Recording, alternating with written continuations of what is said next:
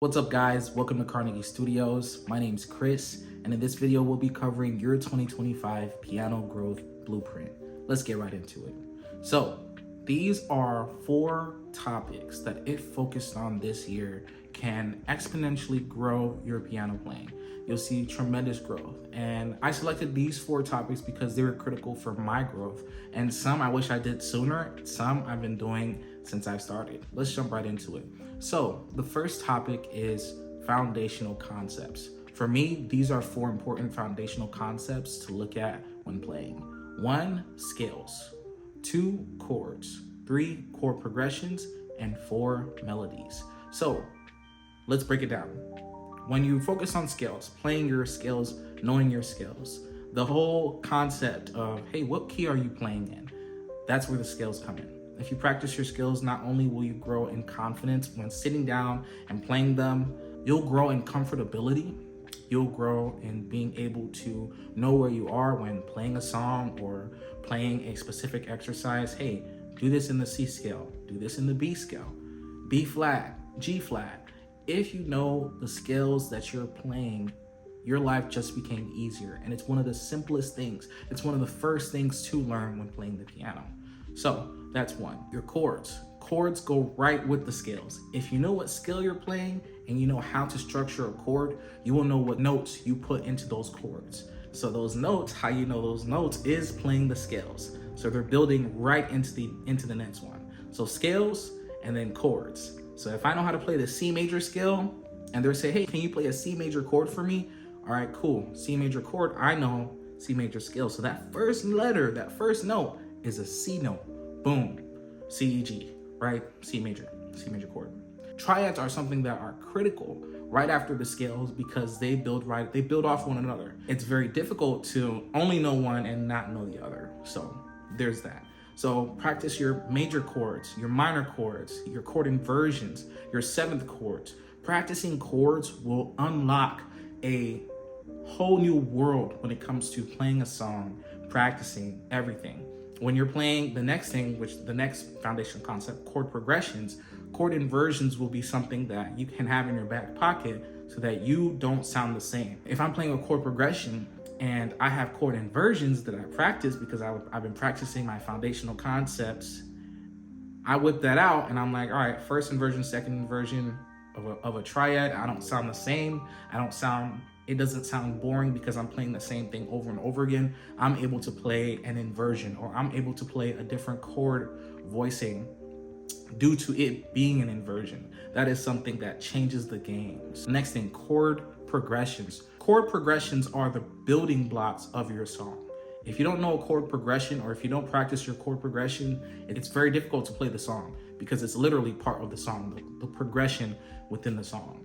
And so practicing common chord progressions that can be heard within a song, a 2-5-1 or a 7-3-6 or a 1-4-6-5 or a 6-4-1-5. These chord progressions for whatever genre, right? There are foundational ones, the ones that you should know regardless of whatever genre, like the 2-5-1. If you practice your chord progressions, those are going to help you tremendously when you get to your repertoire because it's part of it. You practice your scales, you practice your chords, you put those chords together in a chord progression, right? Instead of playing 1 or 2 chords, all right, a chord progression in a song, in part of one song, 3 or 4 chords back to back, right? Now you're like, all right, chord progressions. I just played 4 different chords within this one section of the song. If I know how to play it or I've practiced common chord progressions, I'm one step ahead when I'm learning it, and it just became easier for me to learn it. I practice my skills. I move on to chords. Then I hit chord progressions. And then the last thing, this is something I wish I started practicing sooner, melodies. Melodies. If you start learning how to play the melody and you practice that, right hand, simple melody. The goal is right hand melody, left hand you're playing the chord progression, and you're bringing that together to make the song sound more full if you're not singing or if you're accompanying. One thing to focus on when practicing melodies is starting with simple melodies and increasing in complexity. If you start simple, you're gonna gain that confidence, especially if you're learning by ear. Practicing simple melodies will change the game. And the reason behind that is you're going to grow, one, in confidence. Two, if you're playing in a certain scale, right, in a certain key, and you're practicing that melody, you can translate it to another key. And so you learn it in one key, you practice it, you get confident in it, it's easier to play it in another key. And so you build it. You have building blocks of multiple easy songs. Mary Had a Little Lamb, Hot Cross Buns, whatever it is. I know it sounds almost funny. It's like, why am I gonna practice folk tales, fairy tales? Why am I gonna practice lullabies or simple songs? It's so that you can grow in confidence and so that you can see that, hey, I can play this. One, and two, so that you can learn to pick out a melody within a song.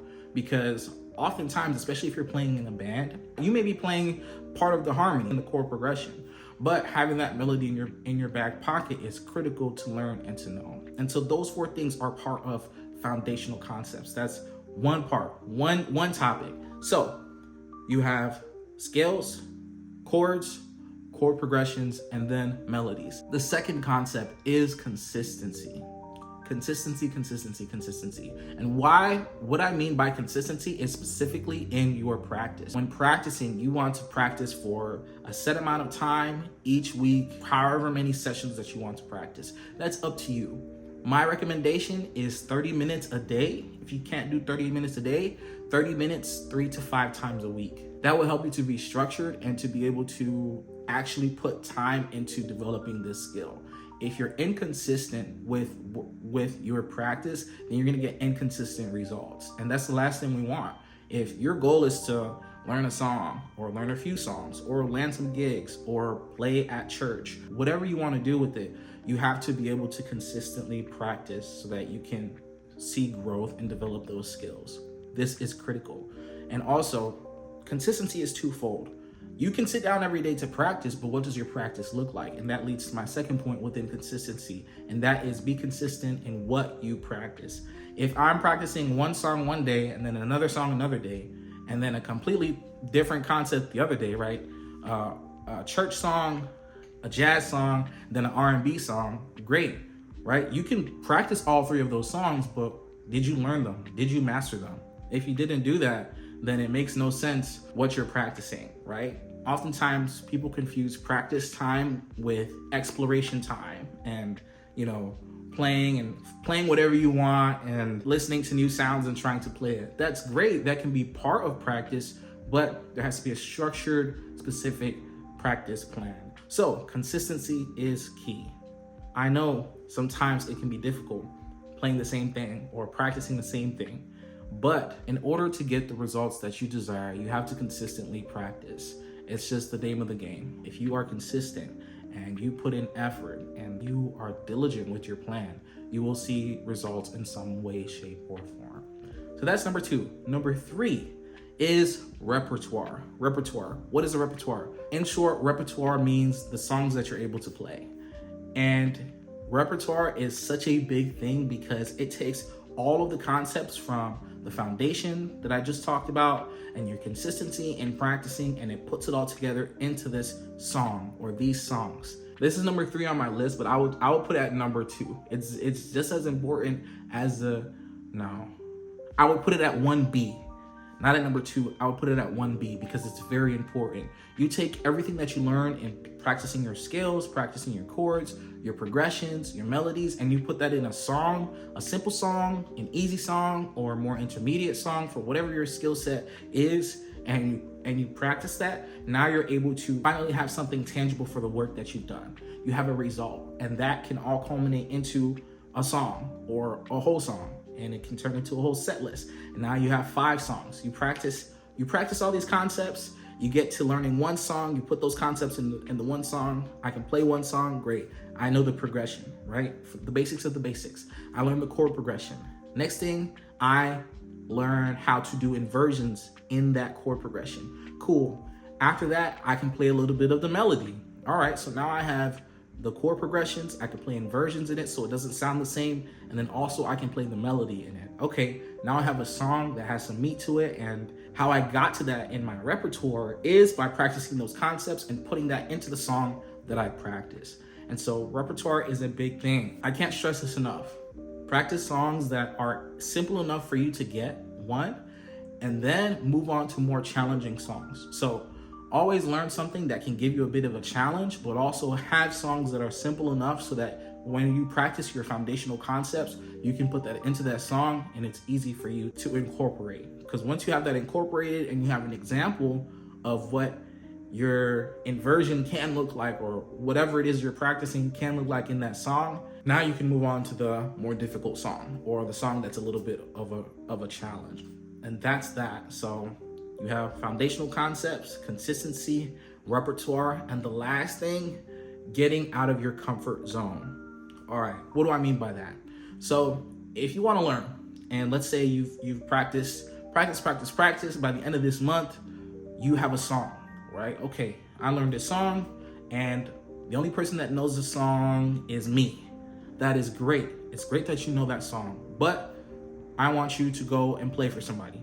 Show it to someone. It doesn't have to be on a big stage. It doesn't have to be at a talent show. Maybe you go to a piano gallery and you play a song on there. Maybe you go to Guitar Center and you're like, hey, I'm just gonna sit down, play this song that I know in public.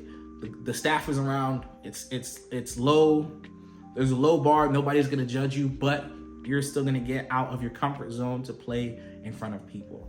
There's a difference between your practice mode versus your game mode. Things are gonna be different, and that's okay. So go out to a piano gallery, or practice and play for someone, or play for a tryout at your church, or for a band, whatever it is, or go to a talent show if you want to take that route. Whatever it is, just get out of your comfort zone. Getting out of your comfort zone will help you to see how you play in front of others and how you play when you're nervous. And that is live and good feedback that you can go and take and practice more and hone your skills on.